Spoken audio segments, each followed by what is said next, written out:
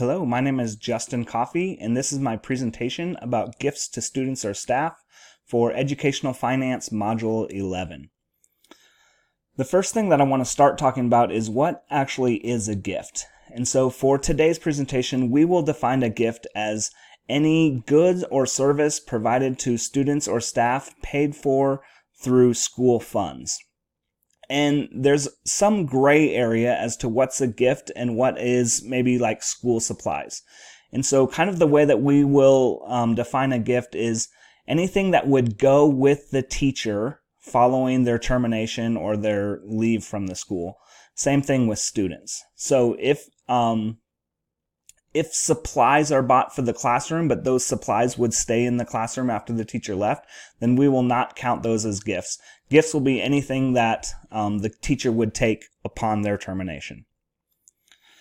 So the first thing that I want to talk about is different types of gifts to students and what we need to think about.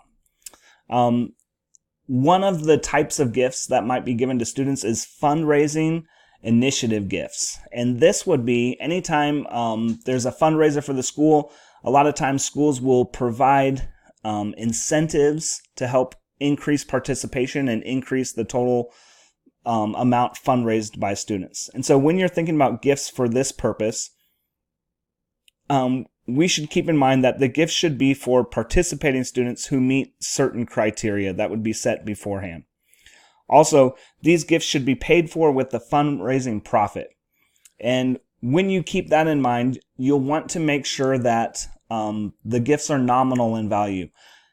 Any gift that you give for incentive takes away from the profit of the fundraiser. So you just want to make sure it's reasonable gifts and not big, large gifts.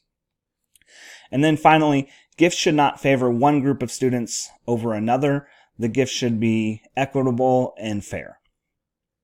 Another type of gift that you might give students is for special achievement. And so this may be for academic achievement, an honor roll, or perfect attendance. Or this could be for athletic achievement. And so when we think about different achievement awards that we might give students, we might give them a gift. These gifts, again, should be nominal in value. They should not be large amounts of money spent on these gifts. And they should be age appropriate for the student that's receiving them. And then finally, these gifts may be funded from the general fund, although again, you want to make sure that it's a nominal value and not a large amount. Or they may be funded through donations.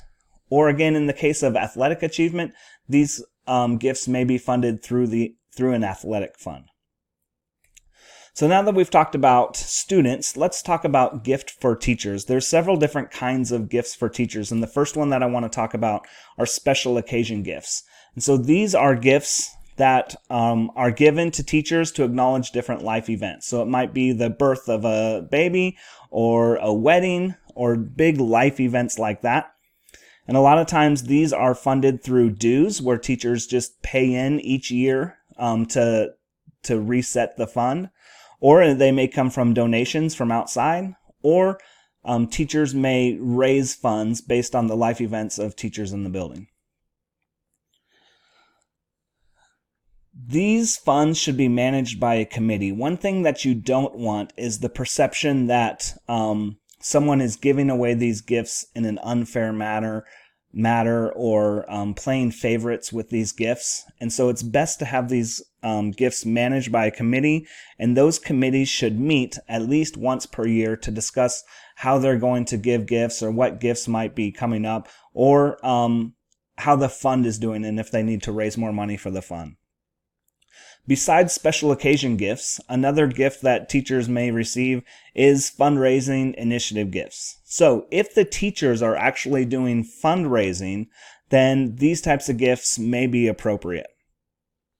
But these gifts, again, should be reasonable at cost, and the textbook gives a good guideline of no more than 5% of the total profit from the fundraiser. And finally, another type of gift to teachers is all staff gifts. This is where the principal may purchase a gift for everyone in the building. And so if that were to happen, there's just some guidelines that you might want to follow. These gifts should be purchased from funds generated by staff fundraising efforts. So you wouldn't want kids to do a fundraiser only for the principal to spend that money on gifts for the staff. These gifts should come from funds where teachers have raised money. Another thing is that these gifts, if they're paid for from the general fund, should be inexpensive and useful in the classroom. One guideline was like $5 or less. And so perhaps the gifts go a little bit over that $5, but again, they might be more useful in the classroom than if you were to spend more than $5. And then finally, cash, checks, and gift certificates should be avoided as gifts because these may be considered taxable. And in that case, they'd have to be reported on the teacher's W-2 form as income, and then the teacher may have to pay taxes on this type of gift. So it's better to give like actual objects as gifts rather than cash, checks, or gift certificates. Sometimes there are tragic events that hit a school for either a student or a teacher or a staff member. And in this case, sometimes there are fundraisers that are put in place or special funds raised to help that student or teacher. If this is to happen in your school, the principal should seek advice from the district accounting department before approving the fundraising event for this specific student or teacher. And again, that's just to make sure that the school is following all the proper procedures and policies and avoiding situations where a teacher might have to pay taxes on those amounts. So the funds paid to staff members may be considered taxable wages and must be reported to the district payroll office if they're paid from a school account. And so that's something to consider in these situations. And the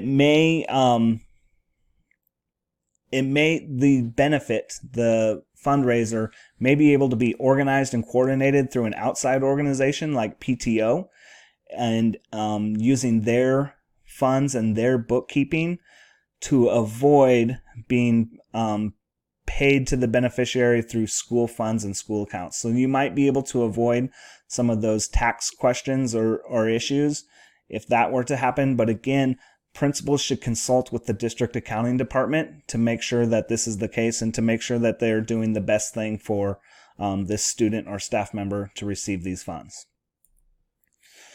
Finally, just in summary, gifts are a great way to show appreciation and recognize effort. As educators, we are givers, and so a lot of times we like to give gifts to show our appreciation, and that's great, but we just want to make sure that we follow the policies and procedures that are in place when we're using school funds for these gifts. This helps us ensure accountability for school funds that are spent on gifts, and helps avoid the perception that we are playing favorites or using school funds in inappropriate ways.